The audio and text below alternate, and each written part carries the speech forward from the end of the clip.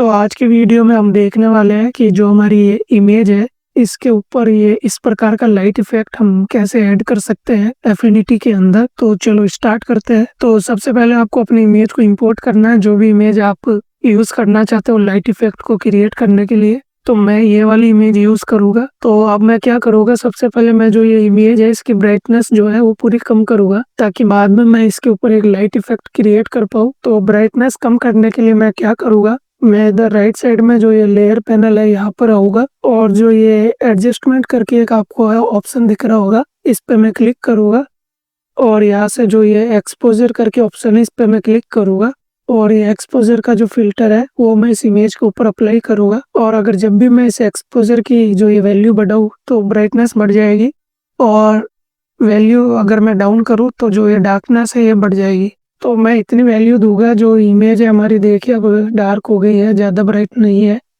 तो इसकी ब्राइटनेस हमने कम कर दी है। अब हम यहाँ पर लाइट इफेक्ट क्रिएट करेंगे। तो लाइट इफेक्ट क्रिएट करने के लिए हम क्या करेंगे, तो अब मैं क्या करूँगा, अब मैं लेफ्ट साइड में होगा टूल बार पर और जो ये मार्क्यू टूल है इसे मैं सिलेक्ट करूँगा। तो इस पर क्लिक करते ही इससे रिलेटेड और भी जो टूल्स है वो सामने आ जाएंगे। और अगर आप अपने मन चाहे जो शेप है वो क्रिएट करना चाहते हो लाइट की, तो आप ये फ्री हैंड टूल है इसकी मदद से अपनी मन चाहे जो शेप है वो क्रिएट कर सकते हो। तो मैं जो यूज करूँगा, मैं ये रेक्टेंगल सिलेक्शन यूज करूँगा। तो मैं इसे सिलेक्ट करके इस तरीके से ड्रॉ कर दूंगा जितनी मेरे को लाइट चाहिए। तो देखिए मैंने इतना एरिया मैंने सिलेक्ट किया है। तो ये टूल क्या करता है कि ये कोई शेप क्रिएट नहीं करता, जैसे रेक्टेंगल मैंने सिलेक्ट किया तो ये सिर्फ एक एरिया को सिलेक्ट कर रहा है। तो मेरे को इतने एरिया पे लाइट चाहिए तो मैं इतना एरिया में सिलेक्ट कर रहा हूँ। अब मैं क्या करूँगा, अब मैं होगा इधर वापस राइट साइड में और लेयर पैनल में होगा मैं, और यहाँ पर जो एडजस्टमेंट का ऑप्शन इस पर मैं क्लिक करूँगा और जो ये ब्राइटनेस एंड कॉन्ट्रास्ट का ऑप्शन इसे मैं सिलेक्ट करूँगा। तो अब आप देखना जितना एरिया हमने सिलेक्ट किया है वहाँ पर ये फिल्टर अप्लाई होगा, उससे बाहर अप्लाई नहीं होगा। तो मैं यहाँ से ब्राइटनेस बढ़ाऊंगा तो आप देखिए जो इमेज है इसमें ब्राइटनेस बढ़ रही है। जो भी एरिया हमने सिलेक्ट किया था तो उस हिसाब से यहाँ पर चेंजेस हो रहा है। तो मैं इतनी ब्राइटनेस रखूंगा।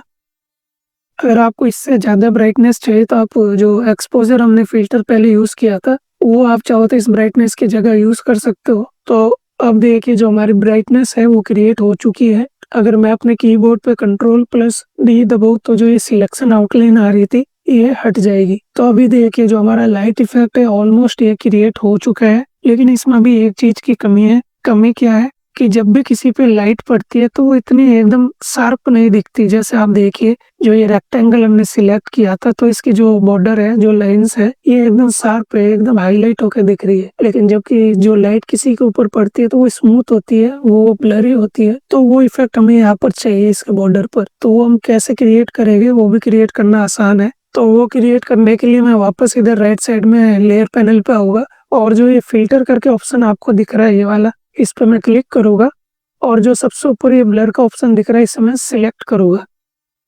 सिलेक्ट करने के बाद यहाँ से मैं अगर इसकी वैल्यू बढ़ाऊँ तो आप देखिए जो हमारी इमेज है ब्लर हो रही है। तो मैं फिलहाल के लिए इसकी इतनी वैल्यू रख रहा हूँ रैंडमली, बाद में हम इसे चेंज करेंगे अपने हिसाब से। तो अब मैं क्या करूँगा, जो ये ब्लर का फिल्टर है, जो हमने ये लाइट क्रिएट करने के लिए जो ब्राइटनेस का फिल्टर अप्लाई किया था इसके अंदर डाल दूंगा। तो इसे ऐसे पकड़ना है और जो ये ब्राइटनेस का फिल्टर है इसके अंदर डालना है।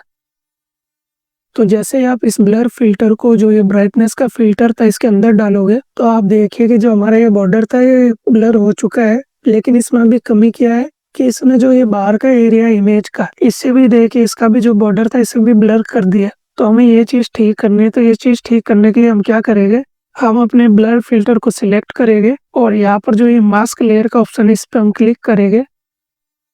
तो अगर आप मास्क के बटन पर क्लिक करते हो और मास्क जो है ये सबसे ऊपर आ रहा है तो आपको क्या करना है, इसे इस तरीके से पकड़ के जो ये ब्लर फिल्टर है इसके ऊपर डालना है। तो इसके ऊपर डालने से जो ये मास्क है अभी ये इस फिल्टर के ऊपर लग चुका है। तो अब मैं अगर इस मास्क पे राइट क्लिक करूँ और यहाँ से जो ये इन्वर्ट मास्क है इस पर मैं क्लिक करूँ तो इन्वर्ट करते ही जो हमारा ब्लर फिल्टर है पूरा हट चुका है। तो मास्क लगाने से क्या हुआ कि जो ये ब्लर फिल्टर है अब हम अपने हिसाब से जहाँ पर भी हमें लगाना वहाँ लगा सकते हैं। तो वो हम कैसे लगाएंगे, तो वो हम लगाने के लिए यहाँ टूल बार में आएंगे और जो ये पेंट ब्रश है इसे मैं सिलेक्ट करूंगा। सिलेक्ट करते ही जहाँ जहाँ मैं पेंट करूंगा वहाँ पर ये ब्लर फिल्टर अप्लाई होगा। लेकिन जहाँ जहाँ आप पेंट करो तो आपको ध्यान रखना जो इधर राइट साइड में देखिए जो कलर पैनल है, यहाँ पर जो ये व्हाइट कलर है ये सिलेक्टेड हो। व्हाइट मतलब ये है कि आप जहाँ पर भी पेंट करोगे वहाँ पर ही फिल्टर अप्लाई होगा, और ब्लैक मतलब ये है कि जहाँ पर आपने पेंट किया है, फिल्टर अप्लाई किया, अगर आपको वहां से हटाना है तो आपको ब्लैक कलर चूज करना है, तो जिससे वो इरेज हो जाएगा।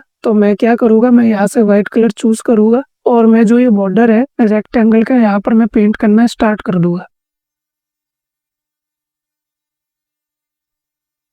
तो देखिए जहाँ जहाँ पर ये रेक्टेंगल का बॉर्डर था वहां पर मैंने पेंट किया है, तो अब ऐसा लग रहा है कि एक नेचुरल लाइट यहाँ पर पड़ रही है।